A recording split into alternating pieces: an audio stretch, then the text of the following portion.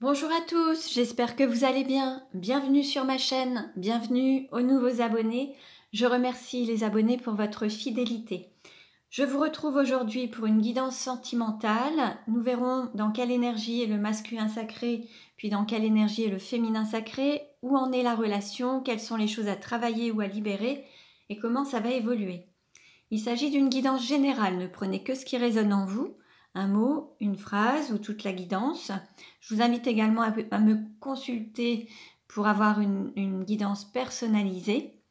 Vous avez mes coordonnées dans le descriptif de la vidéo. Il s'agit de liens d'âme, donc ça peut concerner à la fois les âmes sœurs, les âmes jumelles, les flammes jumelles. Donc vous voyez en fonction de votre relation. Allez, on commence et nous allons voir dans quelle énergie est le masculin sacré. Donc, pour rappel, le masculin sacré, c'est une énergie yang, une énergie d'action. Ça peut être un homme ou une femme.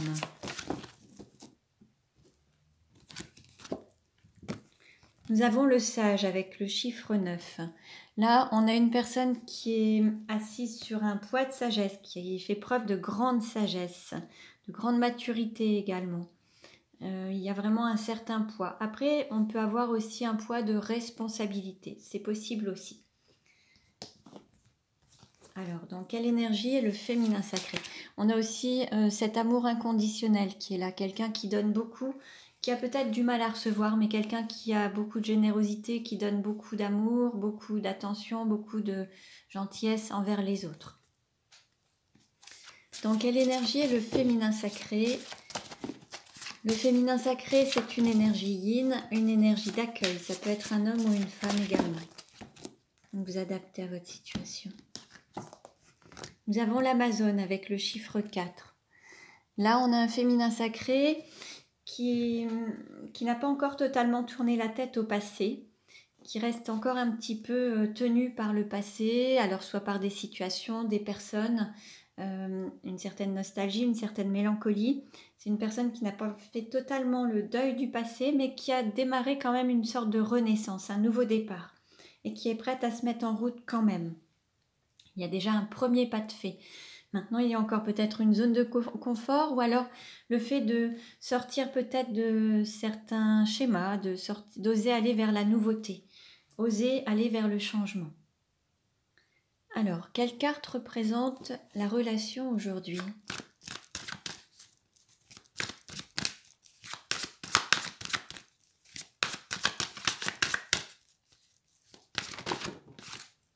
Alors là, on a une carte bilan.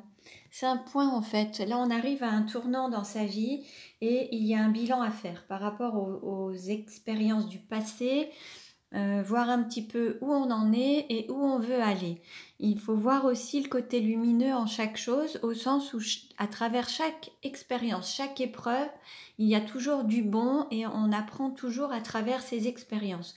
Donc voir ce qui vous a permis d'évoluer, de grandir, ce qui vous a permis d'aller chercher en vous vos forces, vos valeurs, cette énergie dont vous aviez besoin pour avancer. Là, on est dans une phase de bilan, donc pour passer peut-être à autre chose. On a aussi cette carte avec l'amour. Bon, bah c'est très beau. Là, il y a peut-être un cap à passer, faire un point sur les expériences amoureuses du passé et faire un point sur la situation actuelle et voir ce que vous voulez dans la vie, où vous voulez aller et où vous en êtes arrivé et quelles sont vos aspirations. Et là, il y a peut-être un tournant à prendre et prendre une direction qui va être plus en accord avec vos aspirations. Alors, nous allons voir maintenant. Alors justement, avec les cartes pour vivre l'amour, quel est le message pour le masculin sacré?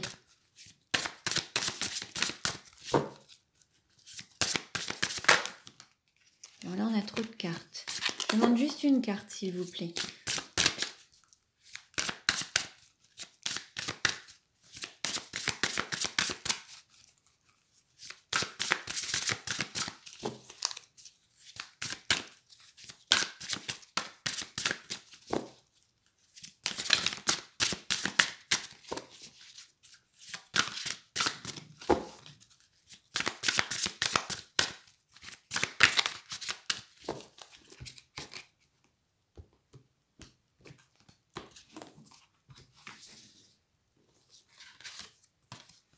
Alors, pour le masculin sacré, on lui dit « Je reçois ce que je demande. Demandez et vous recevrez. » Là, l'idée, c'est d'oser demander de l'aide, demander, faire vos vœux à l'univers, demander à ce en quoi vous croyez, en Dieu, en vos guides, vos anges, en l'univers. Faites vos demandes pour recevoir cet amour. Exprimez votre demande à voix haute. Demandez, osez demander l'aide de vos guides spirituels. Demandez l'aide des êtres chers qui sont peut-être passés de l'autre côté du voile. Eux aussi sont là pour vous aider, vous accompagner et vous guider. Osez demander pour recevoir ce que vous souhaitez. Quel est le message pour le féminin sacré?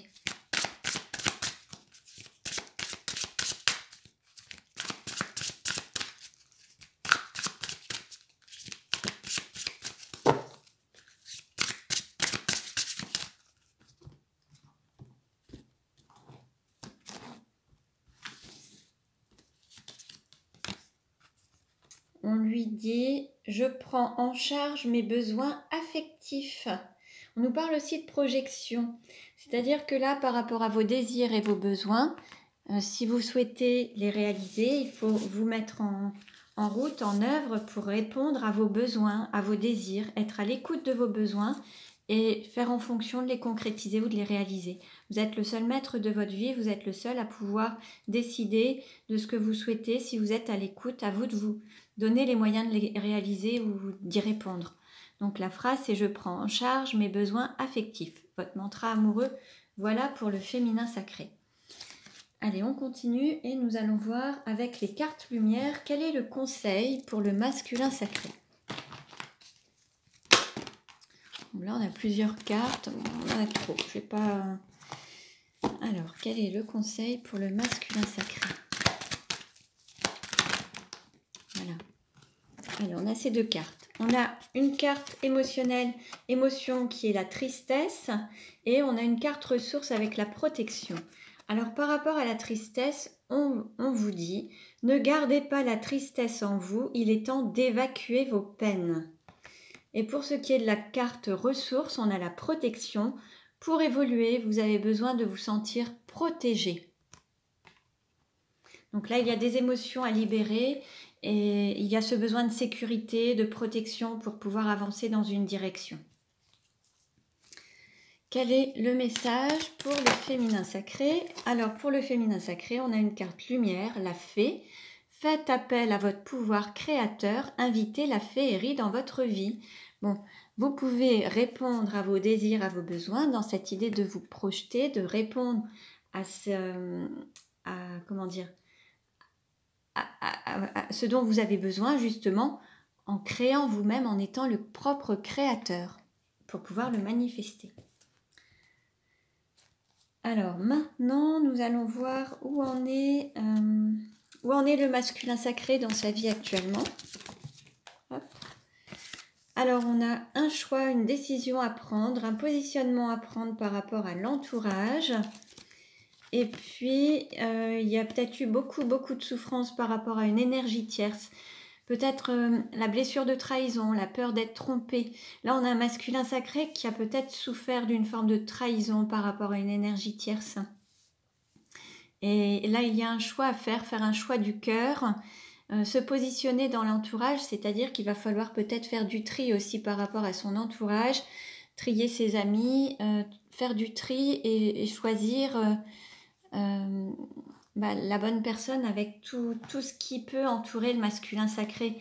Il y a une personne qui correspond vraiment à ce qu'il souhaite et à l'intérieur, il y a ce cœur justement. Mais il y a plusieurs possibilités. Où en est le féminin sacré dans sa vie actuellement? On a un féminin sacré, une personne amoureuse. Alors, ça peut être un époux, un père de famille, un homme amoureux. Ça peut être soit un homme, mais ça peut être aussi une femme. En tout cas, on a une personne qui est à sa place, qui a pris son pouvoir et qui est dans une énergie d'amour. Quelle carte représente la relation aujourd'hui? nous avons la volonté d'être en équilibre, de partager ensemble des moments, être vraiment dans le partage et dans cet équilibre, cette ouverture en fait aux autres et à l'autre. On est vraiment dans ce côté, voilà, la volonté d'être dans ce partage de moments, partage agréable, mais des échanges, des partages sur ses différents points de vue, sur sa vie, dans son quotidien, partager à la fois des choses, mais des pensées, des réflexions et des moments. Alors, nous allons voir maintenant. Allez. Quelle carte représente le sentiment du masculin sacré pour le féminin sacré? Vous méritez l'amour, vous êtes digne d'être aimé. Bon, là, il y a vraiment cette volonté de cibler cet amour. Il y a vraiment cet amour qui est là. On a Cupidon qui est là. Il y a vraiment l'amour qui agit. Et il y a cette volonté d'avoir cet amour vrai, authentique et dans la réciprocité également. Mais là, le masculin sacré a pris une décision, cible l'amour et a ciblé son féminin sacré pour lequel ou laquelle il souhaite vivre cette relation amoureuse, avec laquelle ou lequel il souhaite vivre cette relation. Quelle carte représente le sentiment du féminin sacré pour le masculin sacré? On nous parle de pardonner et apprendre. En libérant le passé, vous vivez davantage d'amour au moment présent. On a un féminin sacré qui était toujours avec la tête dans le passé. Là, l'idée, c'est de pardonner peut-être aux personnes qui l'ont blessé, apprendre à travers ces expériences, voir le côté positif pour vivre vraiment l'amour vrai.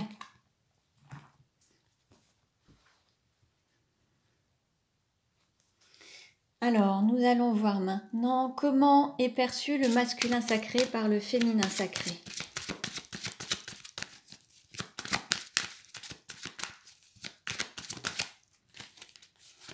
Alors, traitez les problèmes familiaux. Votre vie amoureuse tire à bénéfice du pardon que vous accorderez à vos parents. Bon, là, il y a peut-être un pardon à faire par rapport à des blessures du passé, par rapport au masculin sacré lorsqu'il était enfant, que ce soit vis-à-vis de ses deux parents ou de l'un de ses parents, père ou mère. Il y a eu des blessures, des souffrances, alors peut-être la peur de revivre la même chose ou de faire revivre la même chose à ses propres enfants. Là, il y a quelque chose à guérir pour pouvoir avancer plus librement dans la relation avec son autre, en tout cas. Comment est perçu le féminin sacré par le masculin sacré? Alors, là, il y a la volonté d'apprendre à mieux se connaître, à se connaître mutuellement, en se révélant, en étant sincère et pour créer des liens. Là, on est dans une création de liens, la volonté d'apprendre à se connaître. Et puis, il y a aussi facteur religieux. Votre vie amoureuse subit l'influence de votre religion et de votre voie spirituelle. Bon, là, il y a des choses à découvrir. Peut-être qu'il y a quelques différences entre vous par rapport à certaines croyances, certaines spiritualités. Après, voilà, ça peut aussi influencer la relation. Mais l'idée, c'est d'en parler ouvertement, avec honnêteté, sincérité, et tout ira bien. Pardon. Alors, nous allons voir maintenant comment le masculin sacré désire-t-il le féminin sacré. Bon, là, on a une passion, un fort désir, la flamme. Hein. C'est la fin d'une énergie tierce ou d'une rivalité. Et il y a eu une guérison par rapport à des blessures du passé. Là, il y a peut-être... les choses ont été faites. C'est la fin aussi d'un temps de guérison par rapport à une énergie tierce. Et là, on s'ouvre à cette passion et à cet amour. Il y a vraiment un fort désir. Comment le féminin sacré désire-t-il le masculin sacré? Alors là, on reste un petit peu dans la superficialité. On ne montre pas tout pour le moment. Il n'y a pas beaucoup d'engagement. On reste encore sur une phase de séduction. il y a encore peut-être des questions ou des doutes, une certaine réflexion, l'envie d'écouter son intuition et d'être proche justement de cette spiritualité, d'être à l'écoute de soi, de ses besoins, de ses envies, de ses ressentis. Et puis il y a peut-être l'envie de pause par moment pour se recentrer sur soi. Ensuite, il y a cette relation qui peut paraître plus légère, qui a même de la légèreté justement. Et il y aura peut-être encore des choses qui amèneront à bouger, mais comment dire, peut-être que le cœur était peut-être fermé à un moment et là il va y avoir cette ouverture du cœur, une opportunité à ouvrir son cœur par rapport à un cœur qui était resté fermé. Comment le masculin sacré se projette-t-il avec le féminin sacré ?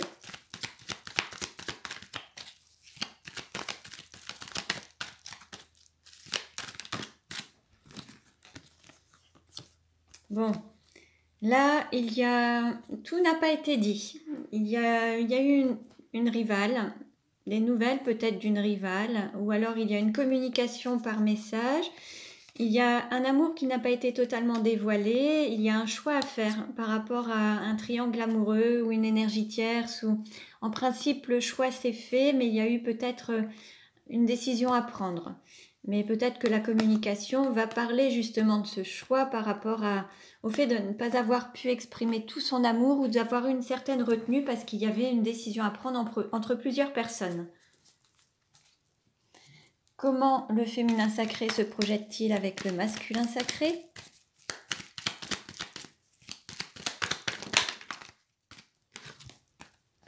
Bon, on nous parle d'un retour du passé, alors on nous parle encore d'une triangulaire. Il peut y avoir un scénario qui puisse se revivre comme dans le passé. Il peut y avoir quelque chose, une histoire qui est en lien avec une histoire du passé qui se remanifeste. Alors soit un retour d'un ex, retour d'une personne du passé, ou alors un scénario, une situation qui se remanifeste. Et puis on a la phase de transformation, un renouveau, un changement. Ce qui fait que bon, peut-être qu'une situation va se reproduire pour que vous puissiez avoir une nouvelle réaction ou une nouvelle attitude face à ça pour pouvoir évoluer et grandir, pour avancer autrement. Et il y a cette grande protection qui est là. On vous parle d'appui, de protection divine par rapport à cette transformation. Pardon. Alors nous allons voir maintenant comment ça va évoluer. Quelle carte représente la relation aujourd'hui ?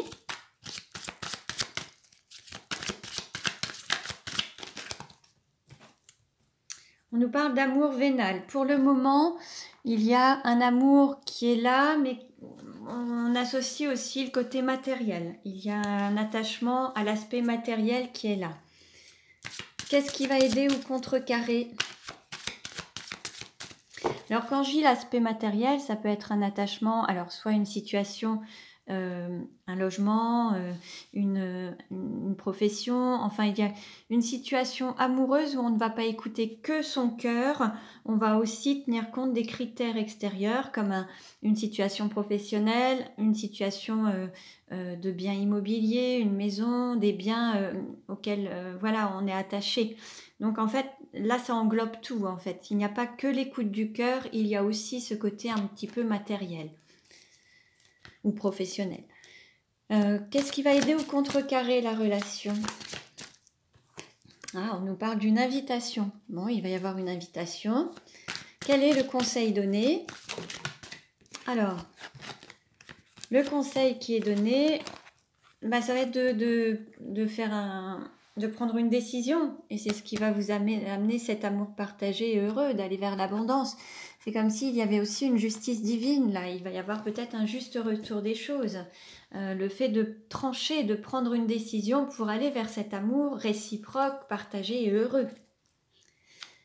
Comment ça va évoluer ?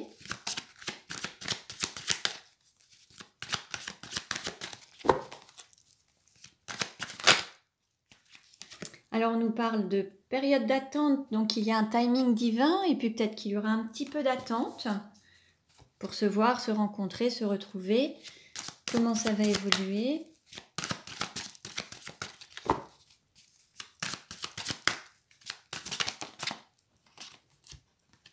On nous parle de jalousie et de rivalité. Bon, il peut y avoir des jalousies autour de vous. Certains sont jaloux du bonheur des autres, hein. Ou alors une énergie tierce.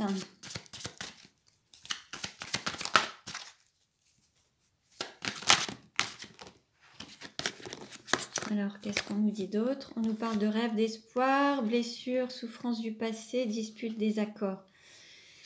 Alors, est-ce que certains cœurs sont encore blessés et ont connu alors soit des souffrances, beaucoup de séparations, de disputes, de désaccords par le passé? Et là, la volonté, c'est de donner matière aux rêves et transformer les rêves en réalité. C'est de passer d'une situation où il y a eu beaucoup de souffrances, beaucoup de disputes, beaucoup de désaccords, pour pouvoir donner naissance à ces rêves, en fait, hein, et aller vers cette transformation de vie, en fait, hein.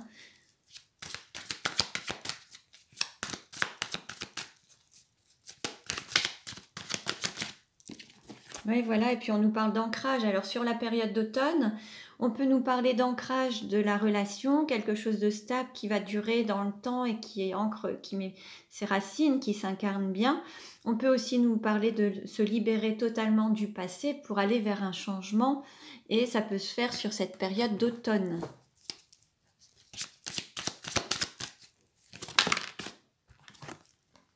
Alors on nous parle encore de triangle amoureux.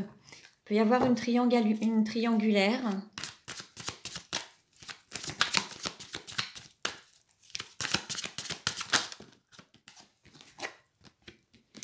On a une solution. Une solution va être trouvée par rapport à un décalage énergétique. Le fait de ne pas être toujours sur la même longueur d'onde ou sur les mêmes attentes, il va y avoir une solution qui va être trouvée.